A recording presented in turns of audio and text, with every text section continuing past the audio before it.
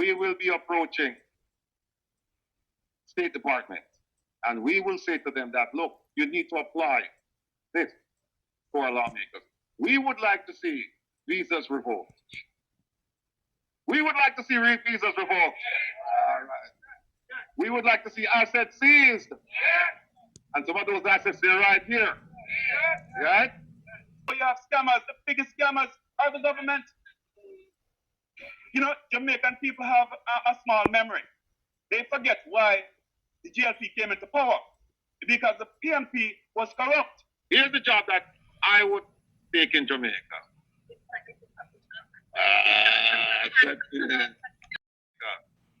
As Executive Director for the Integrity Commission.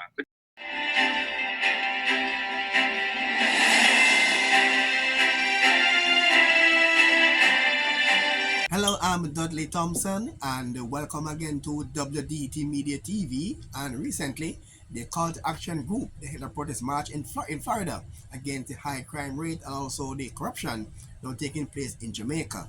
But that particular march, when interesting facts came out, especially the exploitation of the Jamaican coffee farmers.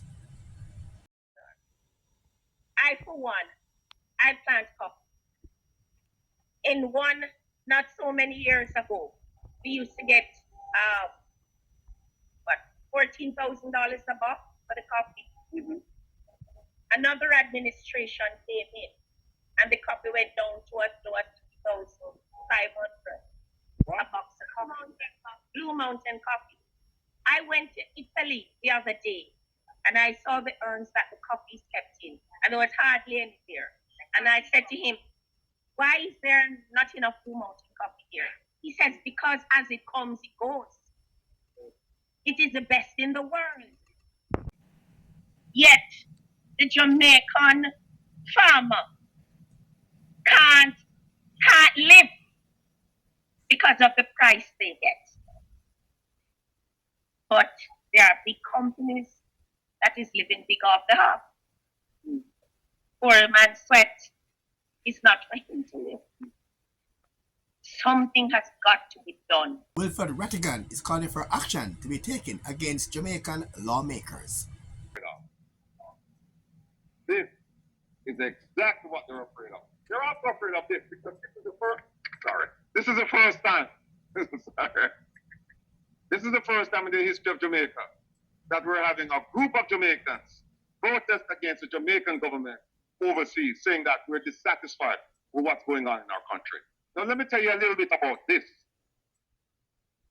Under this act, and this is an American law, what it says is that if government officials or persons of influence in your country are involved in kleptocracy, which is stealing from the public coffers, if they're involved in corruption, or if they're involved in human rights abuse, then those persons become subject to having their visas revoked and their assets seized. Now, let me tell you, if you don't know about this, I'm going to convince you that you do know about this. When the war started between Ukraine and Russia, and they started seizing the oligarchs' yacht, and they started seizing their assets, this is what they use.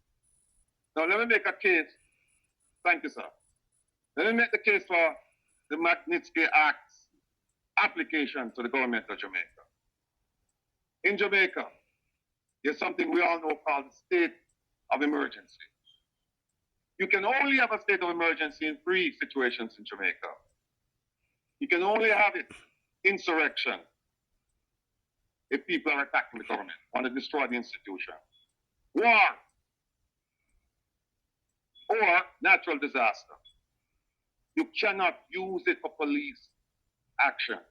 It wasn't intended, and only in 2020, the court ruled that the states of emergency, as applied by the government of Jamaica, is unconstitutional. What happened since then? On 3 occasions since then, the government instituted the same state of emergency. When they conduct a state of emergency, people are held indefinitely in detention without charge. That's a human rights abuse. That makes them subject to the Magnitsky Act. And we think we have a very, very solid case. So next month, we will be approaching our lawmakers in Washington, D.C. We will be approaching State Department, and we will say to them that, look, you need to apply this for our lawmakers. We would like to see visas revoked. We would like to see visas revoked. All right. We would like to see assets seized. And some of those assets, they're right here. Right? So that's just one method that we're using to go after the government. Mr. Rattigan also gave his explanation as to why he believes he was not offered the job as Commissioner of Police here in Jamaica.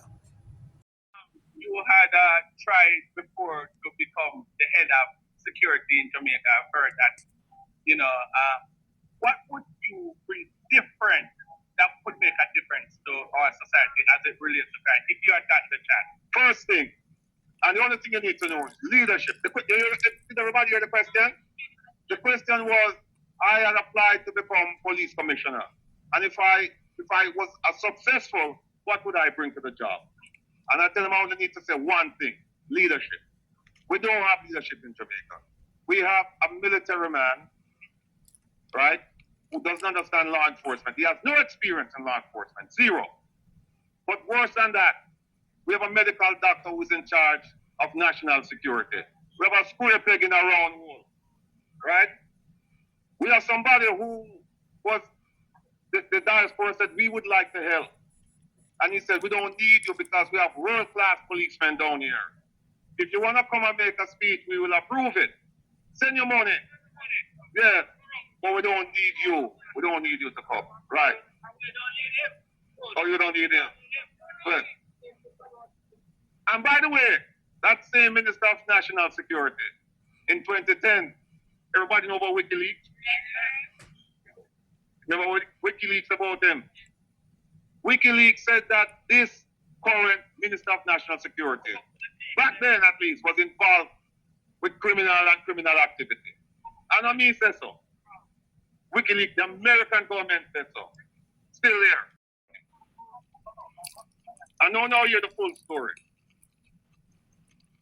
I was in charge of the FBI office in South Africa.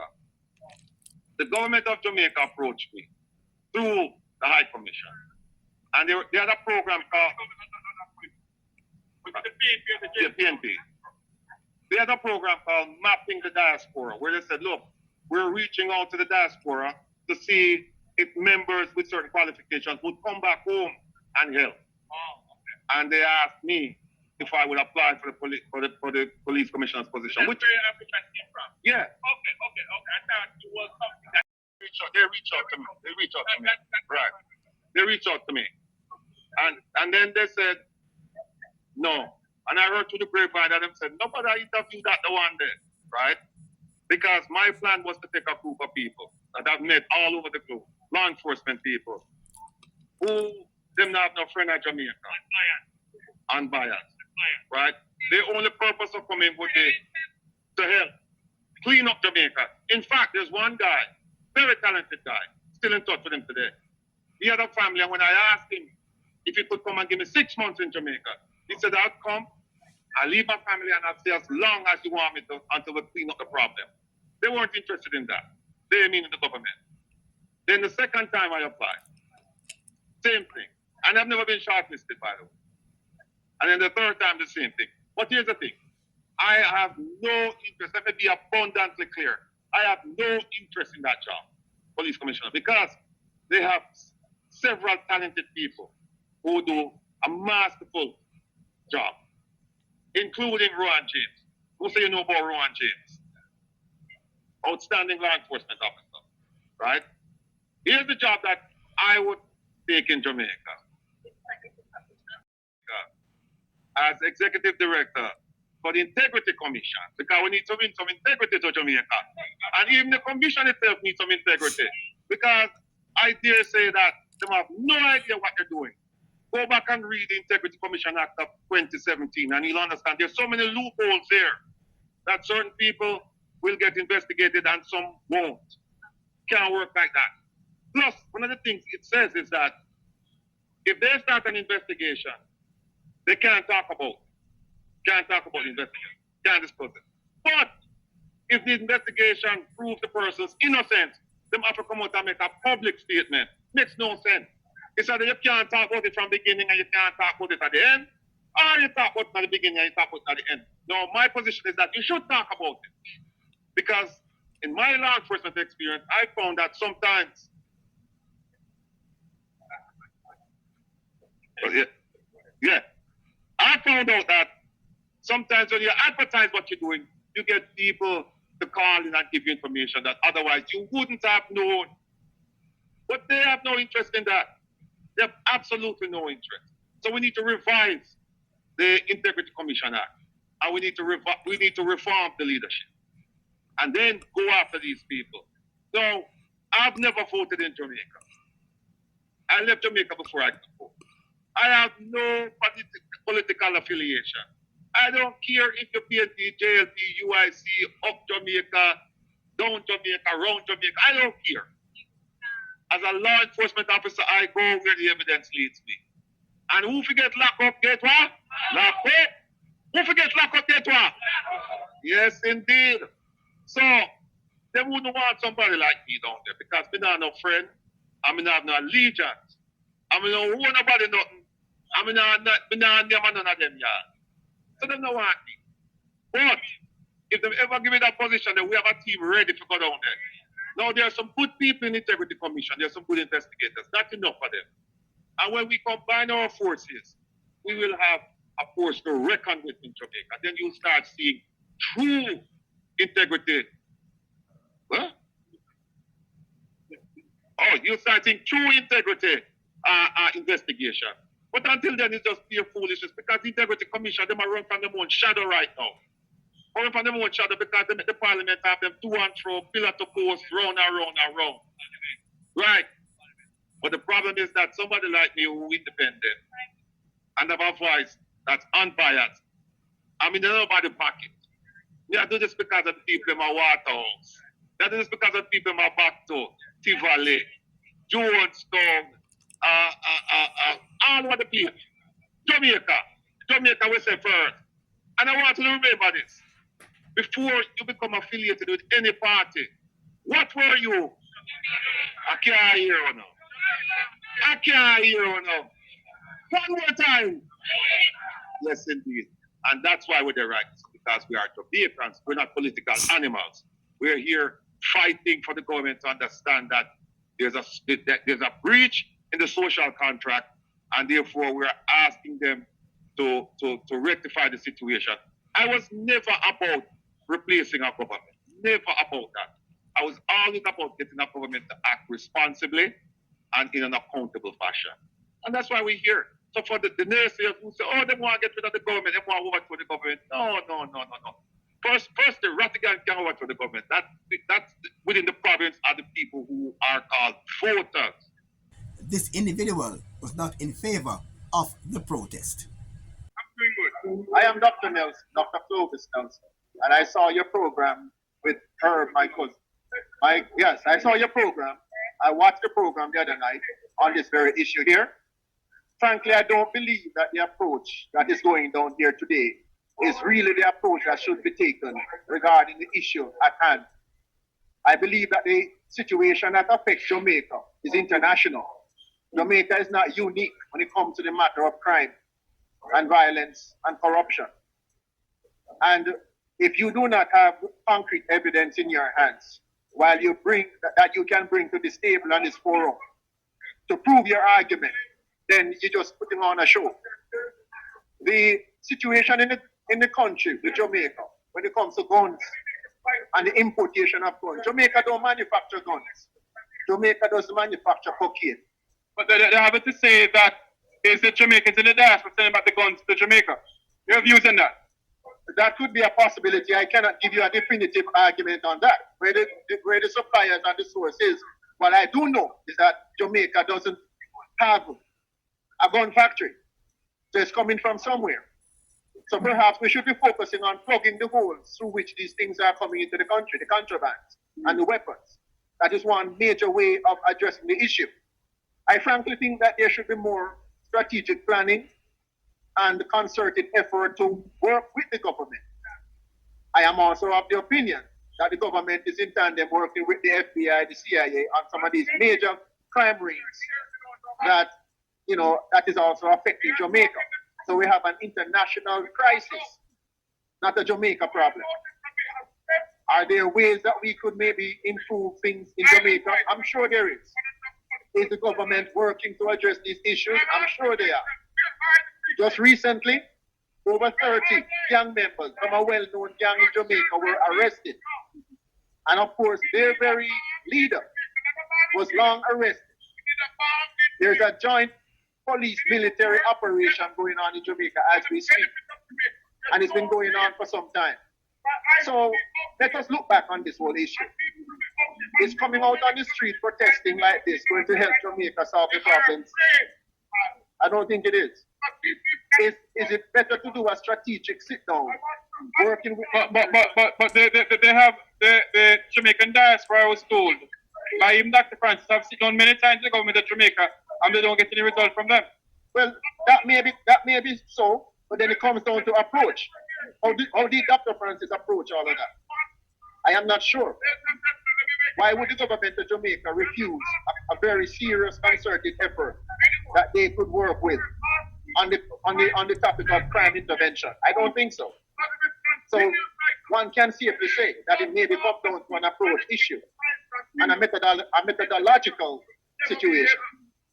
I am of the opinion that if a serious and well-structured method to address crime in Jamaica outside of the diaspora in any shape or form that makes sense, the government would listen to it. Thank you very much, sir. Thank you very much. On the other hand, others believe that the protest was important. I'm in support of this movement because we're standing against crime and we're standing for people. And I also want to say, the common thing, like I said before in my speech, is that people are thinking that we are here to embarrass Jamaica and to prevent tourists from coming to Jamaica. To be honest, I don't share that sentiment. I think we are here to stand up for the people of Jamaica because the tourist is protected. They're safe. They don't have to worry about going to Jamaica. But we have to worry about going to our communities and the fear of coming back. You know what I'm saying? So those are the issues of my concern. And like I said, I can't imagine going to Jamaica this year because of the same fear. And that's why I am crying out for change. And that's why I support this movement here today, because we're standing up for what we want. Thank you very much. Right? Look at the SSL scandal. We need to investigate all the political leaders who took their money out of SSL before the scandal broke. All right? We have the illicit six. Why aren't they being disclosed? Who are they? All right? Who are they? What is the Integrity Commission if they don't have any teeth? You need to have some teeth. But guess what? The laws for the Integrity Commission says you got to be secret and private. Otherwise, we prosecute you if you don't disclose who these politicians are. We have to stand up for justice. Right? Jamaica is too corrupt. Everywhere you go, you have scammers. The biggest scammers are the government. You know, Jamaican people have a small memory. They forget why the JLP came into power. Because the PNP was corrupt. So we're swinging from one to the other. If you keep doing the same thing over and over, how do you expect change? You will never get change. We need to change the system from within. And we have to start with the ghetto youths. Because a lot of Jamaicans understand and know what's going on. They know what's going on, and that's why they refuse to vote. We need change in Jamaica. The diaspora, as a matter of fact, are the engine for economics in Jamaica. And while the government are giving themselves, what, 200-300% increase? For what? And I am feeling good to see you out here today. And I'm here for a family event, but I had to make this my first stop because when I see Jamaicans wanting to do something for Jamaica, count me. I am very upset about what is happening. I see the signs And I thought to myself, months now, over 6 months, an integrity commission report has come to the House of Parliament. It is supposed to be laid on the House of Parliament. And today's date, it is being shrouded in secrecy. No one knows who are those persons who are supposed to be exposed. And so we are moving to an area where we are being kept in the dark. You have a husband who is the prime minister and a wife who is in charge of the House of Representatives. Isn't that Mrs. Gordon Webley? The Make We Talk program is asking you now, as a Jamaican and a former parliamentarian. Isn't that a conflict of interest? Go ahead. To me, it looks like that. Yeah. But I am saying, why are Jamaicans not insisting that this happens? Why? You call a meeting and you call Jamaicans to action. And you can count on your one hand, the amount of Jamaicans that turn up to action. Ask yourself something. If you allow it to happen, it will happen. A small amount of people are in the House of Representatives cannot allow it to happen if Jamaicans does not allow it to happen. So what you're saying, Mrs. Webley, that Jamaicans at home must stand up for Jamaica because of what is going on in the Parliament of Jamaica at the moment. Their silence is the cause of what is happening. Their silence is the cause of what is happening. If you do not stand up, people will walk all over you. This is your Jamaica. It does not belong to the few that is inside of the House of Representatives. But they won't stand up. Everyone speaks on their veranda and never step outside. We don't visit with politics. Politics runs the world. So you have to visit with it. I'm Dudley Thompson, and again, please like, share, and subscribe. And as usual, thanks for watching.